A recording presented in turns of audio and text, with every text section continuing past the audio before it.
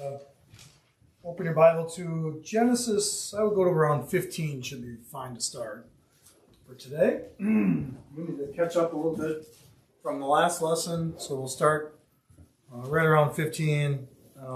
Last we left off on the questions, that is, we were talking about Jesus' priesthood through Melchizedek, and I went over that a little bit more, presented more on that, through the talk that I gave at the Lord's Supper as well, which was intentional, knowing that would be a kind of a longer topic and need more discussion. And we can discuss it more if you want. That's totally fine too. If you still have any questions on anything, by the way, anytime, as you know, for my classes, I'm very open to any questions, even if they're past something we already went through and you didn't understand. That's totally fine. But we understood, and we talked about Jesus' priesthood through Melchizedek. We talked about, some of Abram's choices with that, those wars, and following, not following the king of Sodom or taking his bride, but rather following the priest and king Melchizedek. Of course, following God. And now we're looking at how did God affirm his promise to Abram, and what starts in chapter 15. So 15 and 16 and getting into 17 is what we're going to finish today. So 15 is really the first time where we see Abram is promised what? What's the big promise of 15? What's he told there? This is not off your notes, it might be off your notes, not off the questions necessarily, but in chapter 15, what's he really promised? A son. So this 15 is when he's first told that he is going to be given a son. So we're going to see what happens with all that. He's promised he's going to be given a son. We'll see what he thinks about that promise and what Sarah, at this point Sarai, but eventually Sarah thinks about that promise as well. And how they respond to that promise. And really what we're going to see now in 15 is the start of another covenant too. And we'll talk about that. We've talked about covenants in the past in the book of Genesis so far, for those that are new to the class. But now we're going to see another covenant starting in 15. And really, I think, my opinion, I think 15 and the covenant in 17 are all really part of a large covenant that God makes with Abram at this point, and then Abraham. So the covenant, we'll see, really it's a promise, but we see the start of the covenant that God makes with Abram in chapter 15. And the reason why I'm saying that is if you go down to the end of chapter 15, right? All part of the same conversation, but in verse 18, on that day, the Lord made a covenant with Abram, saying, to your descendants I have given this land, from the river of Egypt as far as the great river of Euphrates. And he keeps talking about those people there after that. So he talks about there's more to the promise than just a son, but he promises Abram that he's going to give him a son. He's going to give his descendants and give him a descendant and land and all those things. And rewinding back to last class, chapter 12, again, just refreshing. Chapter 12 is where the Lord already starts to tell him, here's what is going to be given to you. Go forth, as he tells him to go forth, from your relatives and from your father's house to the land which I'll show you. I will make you a great nation. I will bless you. I will make your name great, so you shall be a blessing. And I'll bless those who bless you. And the one who curses you, I will curse. And all the families of the earth, in you all the families of the earth will be blessed. And so how does he do that? Well, in 15, he is finally told, Abram is told now that I'm going to give you a son, right? So how would he be blessed, right, through all of these descendants, and how would all these people come about without having an heir, right? So you could imagine if you're Abram at this point in 15, you've heard all of that, right? Back in chapter 12, that conversation has happened. And now getting into chapter 15, he's promised a son by God, right? And so if you're Abram, what are you thinking? Why is that? Too old. Okay, so if you're Abram, there's the humorous part of this is already, we know from the further chapters that in chapter 15, it doesn't say that here necessarily, unless I'm not remembering a verse, but it's just kind of obvious to us, knowing the whole story, that Abram's probably likely confused at this point because of his age, and he's wondering how is this really going to happen? He's probably perplexed and wondering, right? But chapter 15, a great chapter to start our class today, and show us and show Abram that God was serious about his promise, right? God was serious about this covenant. What does he do to this? I think I asked a question related to this. What does he do to affirm this promise to him? What does he do in chapter 15? It's kind of a unique thing, but what happens to Abram, and what does God do? Go ahead, Mike. Well, I would see two things. One is that he took him outside and showed him the stars of heaven. Yeah. And says, so shall your descendants be. And then there is a symbol of the covenant in 17. 17, yeah. Where he, it was common for them to take an animal and cut it in half and for the two to pass between. Yeah. That was a covenant made between two parties where it was a conditional covenant.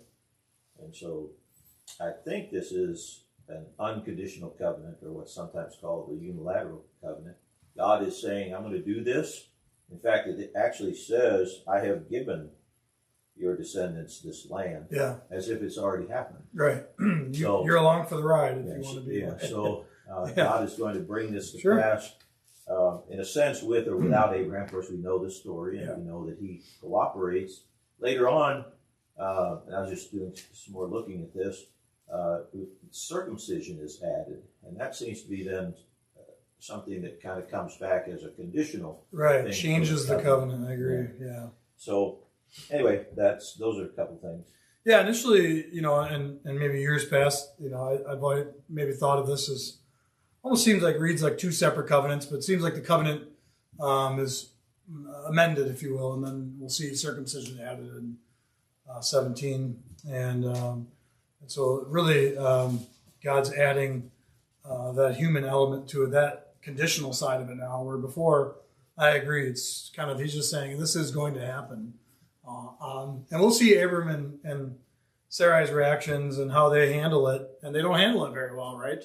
Which really shows that God probably made the right decision, that I'm going to make this happen because you're likely going to make mistakes and mess this up in some way, or try to. And they don't in the end, but we know what happens. Go ahead, Mike. I nearly forgot about this, but you continue to ask us about the New Testament and how these things are connected. Hebrews, the 6th chapter, this follows what I just said. In 13:6, God made a promise to Abraham, since he could swear by no one greater, he swore by himself. So he made this covenant, as I said, I think it's, with himself. And so then, of course, he said, I will surely bless you and surely multiply you. That's what we're talking about. He patiently waited, obtained the promises. But 16, for men swear by one greater than themselves, and with them is given as confirmation, is an end of every dispute. So that's between two parties. God, the same way, desiring even more to show to the heirs of his promise the unchangeableness of his purpose, interposed with an oath, so that by two unchangeable things in which it is impossible for God to lie, we who have taken refuge would have strong encouragement to take hold of the hope set before us. So he swore by himself. Yeah. And we'll see.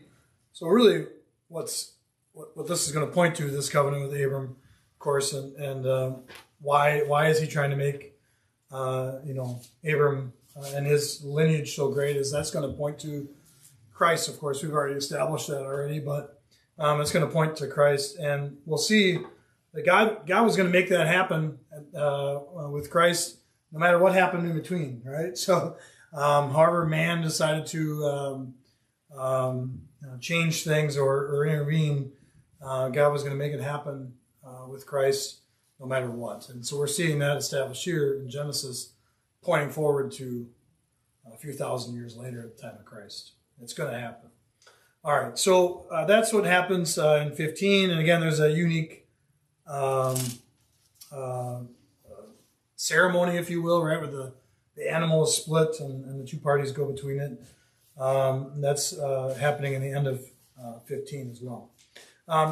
Back in 15, maybe we discount Abram a little bit too much. What does verse 6 say when he told them about his, they're looking at the stars and they're looking at the heavens, and what does verse 6 say? He believed. He believed, yeah, so he believed. He believed, right? He believed. Can your beliefs change? Can things change? Okay. All right, so at that moment, at that time, he believed, right? And he was counted as righteousness. And I'm not saying he changes 180, not at all, but we'll see Abram and Sarai having some doubt. And what causes change maybe in beliefs like that? What can cause change? Time. So time, right? You're waiting on the Lord. We sing that song even, right? So we're waiting on the Lord. Waiting on the Lord can cause maybe doubt, right? Sometimes, or confusion, or lack of trust, or whatever it might be. Because we think it should happen faster. Absolutely. Yeah. Microwave Christians, right? Yeah. Yeah. Microwaves are pretty great, right? 30 seconds. Boop, there you go. Okay. Absolutely. We want things to happen very quickly. Okay. All right.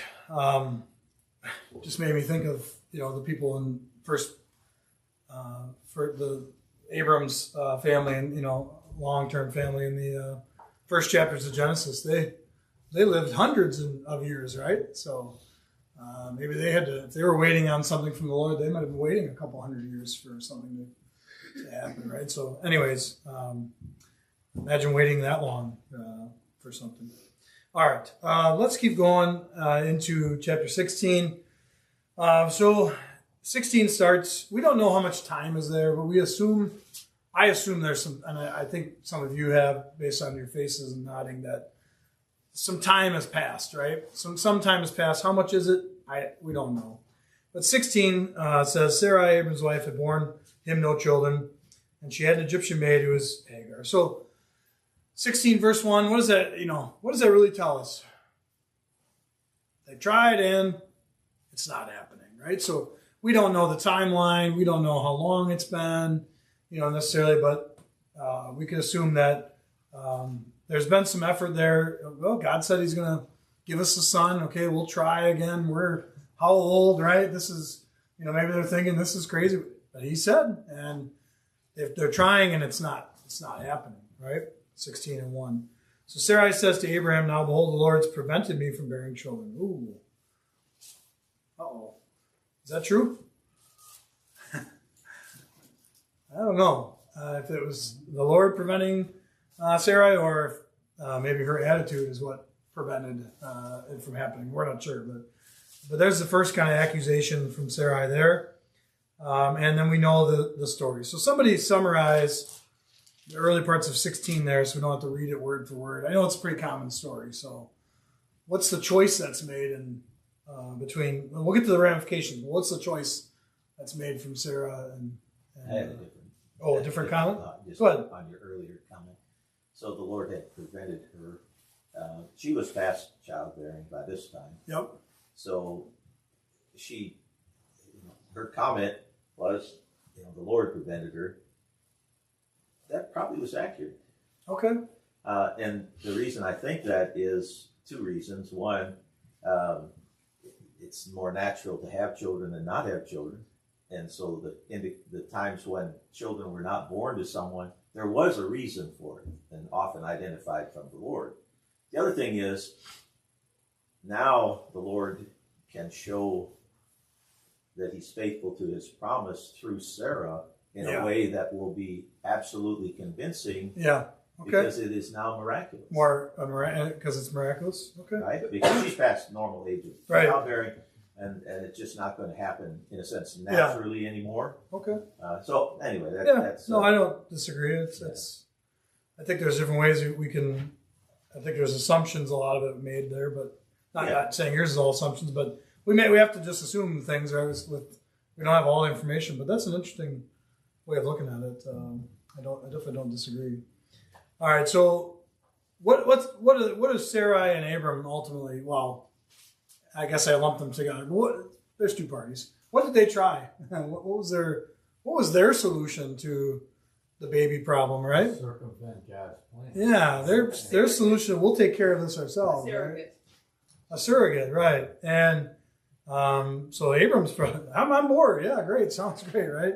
Terrible choice, as we'll see here in a little bit. But. Yeah, I just, maybe I'm a negative guy. I perceived it when Sarah blamed God, right? Yep. So that caused more doubt in Abraham to bail. Maybe that was rubbing off on him. Maybe, Well, sure. You know, then it causes doubt in Abraham that Yeah. God would do it. Well, It just, to me, that's what. Well, 16, it says, and Abram listened to the voice of Sarai. So who was he not listening to at that point, right? Right. So he's listening to Sarai, not God. The blame for her to say that about, God prevented me, then it caused doubt to Yeah. Abraham to doubt Right. God. Right, maybe, yeah. Well, it's like Adam and Eve all over again. Right. Right. Except the other, like Adam said the same, Yep. this woman you gave me, right? Right. So he blamed God, they blamed God. So they go through with the plan, right? And we know that Hagar, it says in 4, he went to Hagar and she conceived. And when she saw it, she conceived. Her mistress was despised in her sight. This part always is the human nature, right? Human nature, the sinful nature of man, and in this case, woman. This was her plan all along, and the baby happens, and now what? Now she's mad, right? Sarai is mad at Hagar, right, that it worked out, which is just mind-boggling, right? But jealousy, right, whatever you want to say, comes into play. She's upset. Wow, look, now he has an heir, but it's not my son. And it's just kind of mind-boggling. I'm sure you have thought that too when you read this. And Sarai says to Abram, "May the wrong done to me be upon you. I gave my maid in your arms," but when he saw, so she, puts it on Abram now. It's just a really, really sticky situation. And Abram, what does he do? Kind of like Adam, he passes the buck and says, "Well, I don't want anything to do with this. This is your maid. You take care of it," right? So the whole situation, as you know, everybody's trying to wash. Abram's trying to wash his hands of it. Sarah's trying. They're passing the buck, if you will. And of course, we know that Sarah treats her harshly, and this time she's not sent. We'll see that later. She's not sent away. She flees, right? She runs away, right? We see it here that she flees away. So how does God treat Hagar in this situation then? What do you learn? What do you learn from that?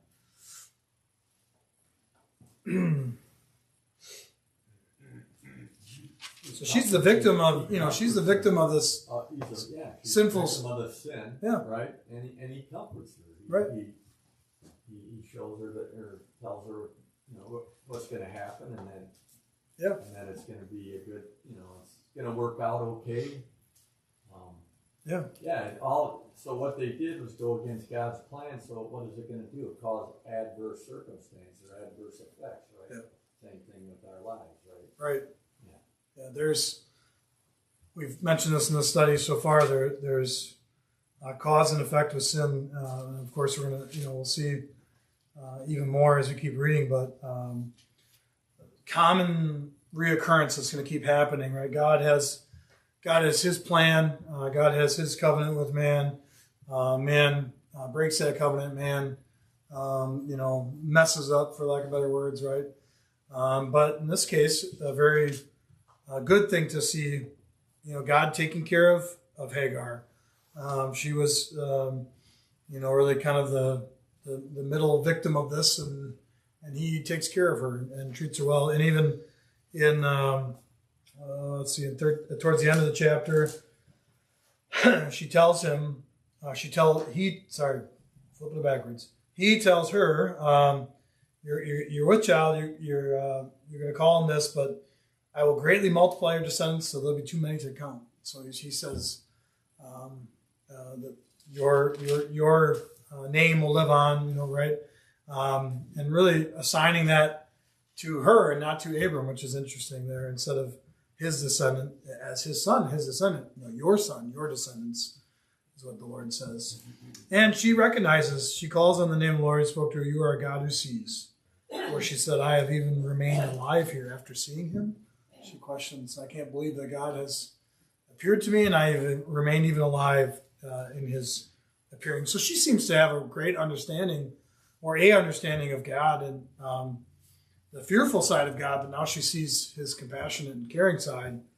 And she is, really, that's how I read 16. She's taken aback. She can't understand that he cared for her and that he even, appears to her and she's still alive, right? So she understands that great and awesome side of God, but now also sees his compassionate side. And then we're going to see later on descendants through Hagar. Okay.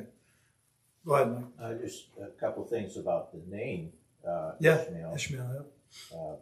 Literally, God hears and then has heard in your affliction, in 11. And then,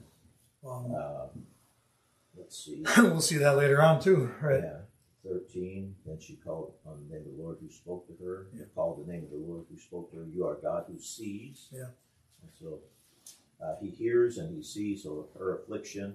So he's with her too. Yeah, and later on we'll see God hears Ishmael as Ishmael's dying, quite literally, and crying.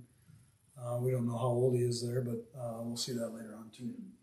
Okay, so that's we're cooking a little fast here, but 15 and 16. I really want to get into 17, 18, and 19. There's lots of meat and potatoes there too. So let's get into 17. I didn't ask a question on it. I just said, I did ask a question on it. Sorry, I'm in the wrong spot in my notes. Use prior knowledge prior and recently learned knowledge of covenants. Explain chapter 17 in detail. So now is where we really need to attach chapter 15 together, kind of chapter 17.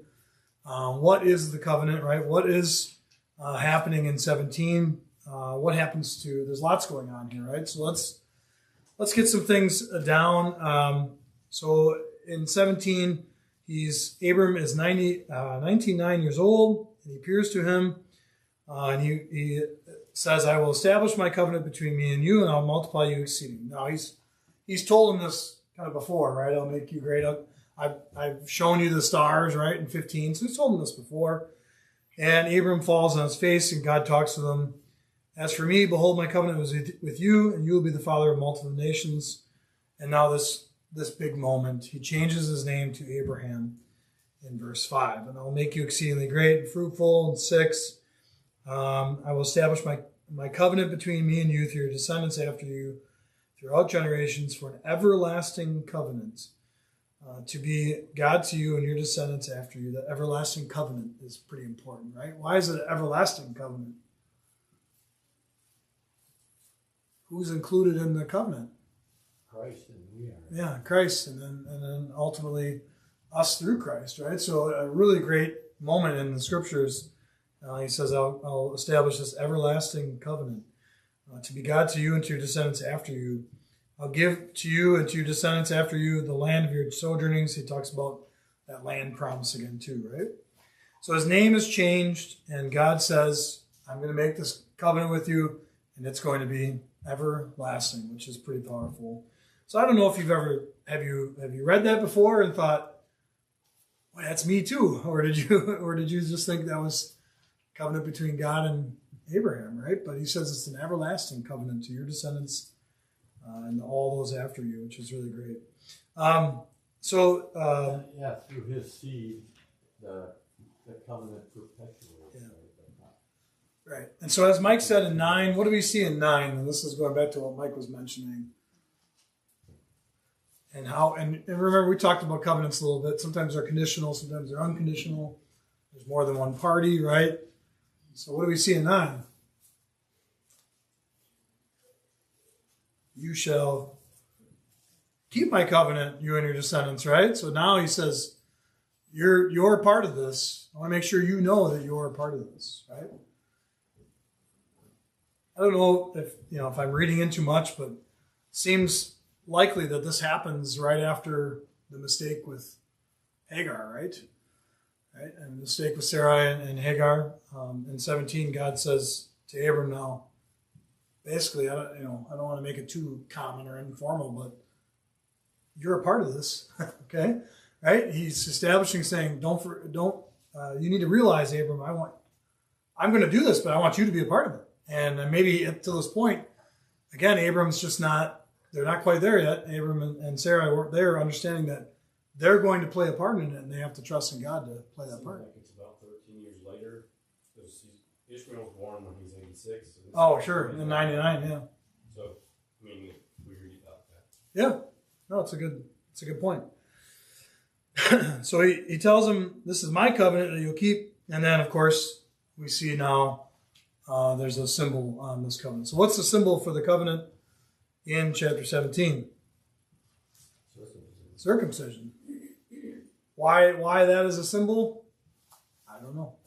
Later in the New Testament, we'll see he talks about circumcision again in the New Testament. But what type of circumcision in the New Testament?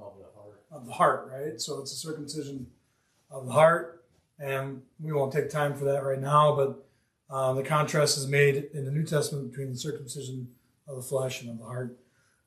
But there was a physical symbol in 17. Being a male, obviously as an infant, if you're circumcised, do you remember any of that? No, but did Abraham forget? I don't think so. I don't think so. Not to get too graphic, but I think he remembered. I think he remembered that physical symbol, right? Of course, I hope everybody knows what that is, but no, I've always wondered that. I thought, boy, those that were around at that time that entered into that agreement, they definitely saw the physical sign of circumcision versus the infants, right? So those males that were old enough, they surely would not forget that. But that's the symbol that's given to that covenant, okay? And then what happens with Sarai as well in 15? The name was changed. Yeah, the name was changed to Sarah, right? And what does he say? Same thing he's already told her. What does he tell her again? Tell her again, she's going to have a son. Okay, so there's a reminder in this, in this covenant, right? Bless her. Indeed, I'll bless her, and she shall be a mother of, I lost my spot. Mother of nations. Kings of peoples will come from her. And 17. Oh, go ahead. What's the purpose of the name changes? I think as really just as another symbol or sign in the covenant, right? I made my covenant with you, and now I'm changing your name to remind you of that. Yeah. That's how I've always thought. But. Yeah. Just to identify with Abraham's name, or Abram to Abram. Yeah. Abraham, I mean. Yep. Exalted father, Abram. Father of multitude, Yeah. Abraham. So it did have significance in terms of the promise. Yeah. And I think that's the case with Sarah too. Yeah, and I don't know. I didn't look hers up. I knew the one about Abraham. Sarah means princess. Is it princess? Is that what it is? Okay. Which makes sense because he says that kings and kings will come after you. We just read that. Kings and peoples will come after her. So princess makes sense. All right. And so 17, this is a part that I'll be very honest, I forget a lot about this story. What happens in 17? He laughs. Abraham laughs. Okay, so now we see in 17.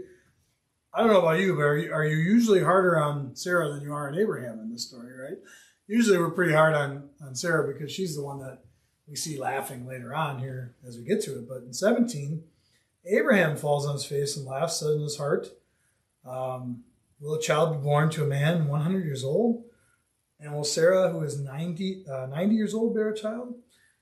And Abraham said to God, oh, that Ishmael might live before you. So what is he even saying there? He's still not getting it, is he? He's still attaching his hope to Ishmael. All right, is anybody else, when you read these, all right, we get frustrated, we get critical on people in the scriptures, right? Are you overly critical of it? I am when I read these. You're usually very critical, right? But just think about our own lives, right? We know what God tells us, and sometimes we laugh or we doubt, right? And He's saying, we see Abraham doing the same thing, which he's basing that off of his observation of life around him. Yeah. This just doesn't happen. Right? Yeah, right. And so Yep. you can't fault, We like to fault him, but it's I a get what different you're saying. realm, and same thing here. We're influenced by the world and the things we see sometimes where we doubt Yeah, God and His promise. Absolutely. Right? I mean, look what. Anyway. yeah. Oh, and what does God say? What's the first word He says after all that happens? No. He repeats it to her. He says no. 19, but God said no. But Sarah, your wife, will bear you a son. You shall call his name Isaac. And I'll establish my covenant with him for an everlasting covenant. So that he says, really he's saying this covenant will continue. I'll establish it with Isaac just as I did with you, and it will continue. And God, the first thing God says is, kind of like, you can just imagine, right? Shaking his head, if you will, if you want to, put that personified view of it. No, Abraham, I just got done telling you this how many times. I'm going to tell you one more time. She's going to have, now he said, he adds one more thing though. What does he add? A name. Now, does that have any significance, right? Does that mean anything to Abraham? Now he says, no, she's going to have a son and you're going to name him Isaac. Now it seems maybe to me that God's kind of trying to increase Abraham's trust. Listen, this is really going to happen. Look, I can tell you what you're going to name him. Okay? And so this is what happens in 17. And again, I think common part of the story that is forgotten, at least by me, we tend to think about Sarah laughing, right? And when the men come to tell them, and we'll read about that next week, but this happens here as well. All right, so 23 really and onward. Let's see, 20, sorry, I want to go back to 20. As for Ishmael, I've heard you, and behold, I'll bless him, and I'll make him fruitful and multiply exceedingly. He should become the father of 12 princes. So God points out again that I'll take care of Ishmael. But notice there he says, I've heard you, which is good, right? So Abraham has obviously been petitioning to God to take care of Ishmael as well, not just Hagar. So Yeah, you notice in 20, he's going to bless Ishmael, yeah, but no covenant with Ishmael. yeah, right. It's different. I agree. Yeah, I agree. Okay, and he says in 21, but my covenant. So it's very clear there. Yes, my covenant I will establish with Isaac, whom Sarah will bear you at this season next year. So that's an interesting part of the story too. So remember that, right? They were told even when this is going to happen at this season next year, right? They're told. Did you have a comment, Frankie? Well, I in looking at this, I kind of looked at, they were told that they were going to have an heir. Yeah. Sarah was 75, and here she is, what, 90? No, he's 99. Yeah. So 90. whatever she is, yeah. 90 years, so Very old. look Yeah. how many years they've been going through this. Yeah. Yeah. It was No, something I had not thought of before. No, I think that's a good point to make. Because I think sometimes and you added the 13 years. We kind of think it's like pretty quick occurrences, but no, there's waiting in there, and that's what I mentioned earlier. Why do we question or why do we doubt God's promises? Sometimes it's time. So time takes place, and as simple as our brains are, right, we tend to forget things or we tend to doubt at that point. And we're working in a physical realm. Right, and how does time work for God? There's no time. There's no time. God doesn't recognize time, right? God is infinite, and we are Finite. created finite, with the exception, of course, of eternity through Christ. So we're the opposite. Okay, go ahead, Mike. I think it's important to observe how Abraham is looking at things versus how God is able to see. Yeah. He's still working on the physical and the fleshly route. Yeah. He's Right. seeing only this hasn't happened naturally. Yeah. How is it going What's to the happen? likelihood that it's Right. going to happen Right. naturally? Because time is against us, Right. and it continues to be. Good point. So, and to be fair, I suppose with Abraham laughing, it makes no sense. Yeah, I agree. And he hasn't seen miracles that Nope. we have. That we know recorded. of, at least. Yeah.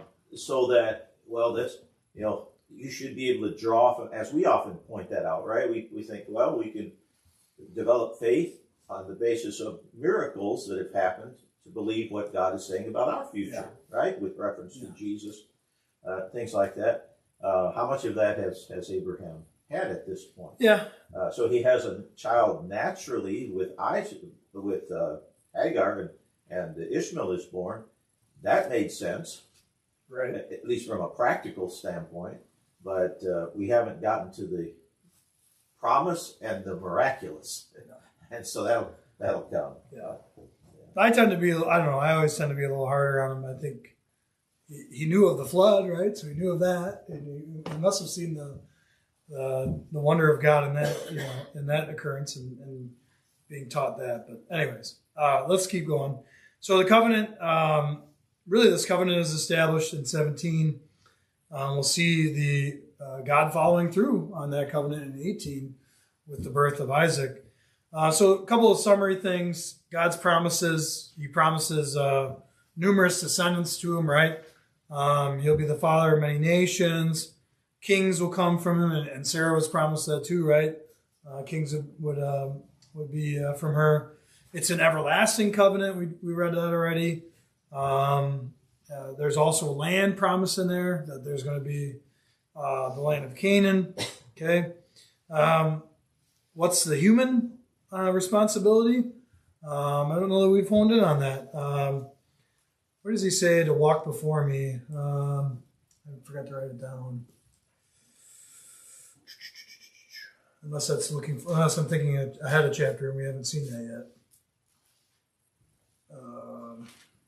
Well, anyways, we'll get to that later probably. But to keep the covenant, to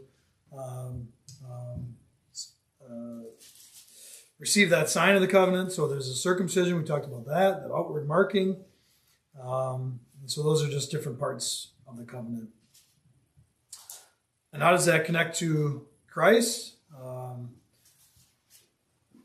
Anybody want to review any of that, or how do you connect this covenant to Christ? Didn't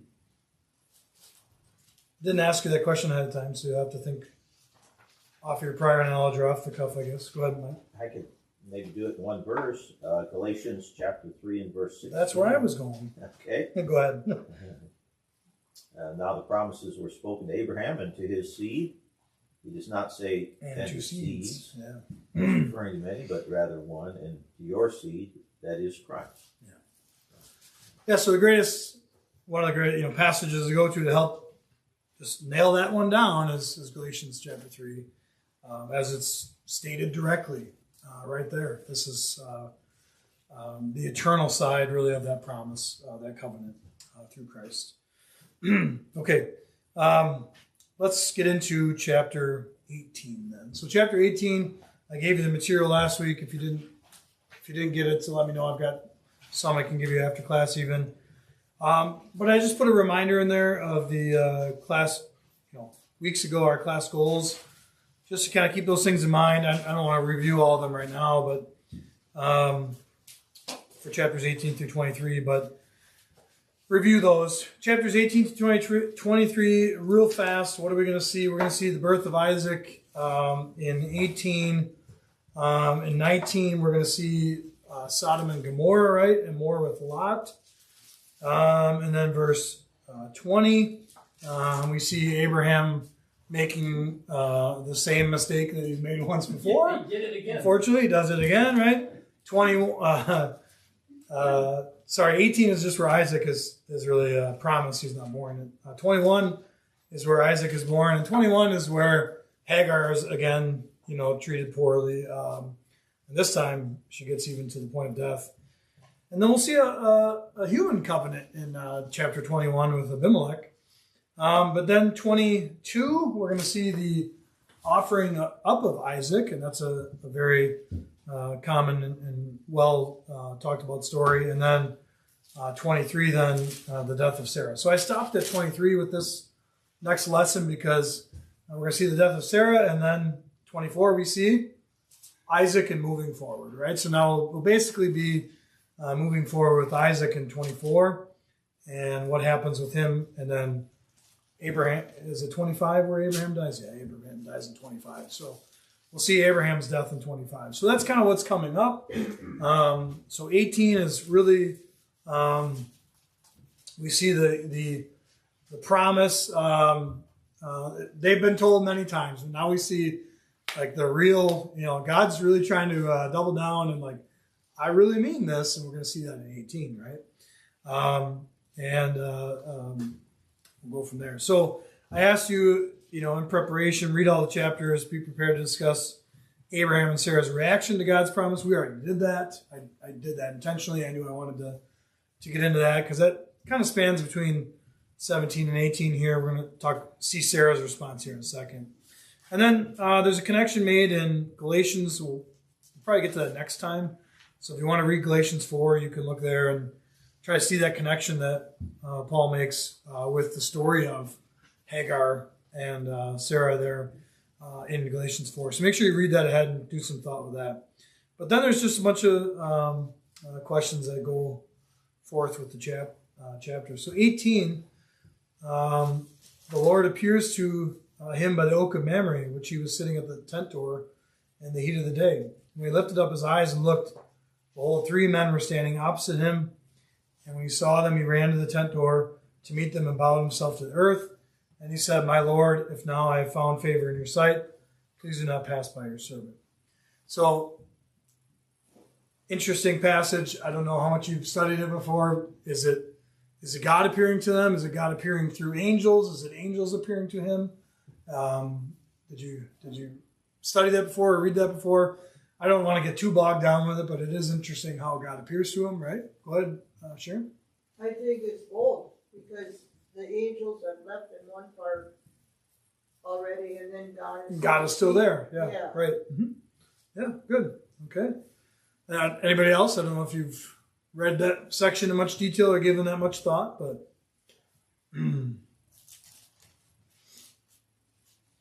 okay, what's the overall point? He appears to him, right? And they're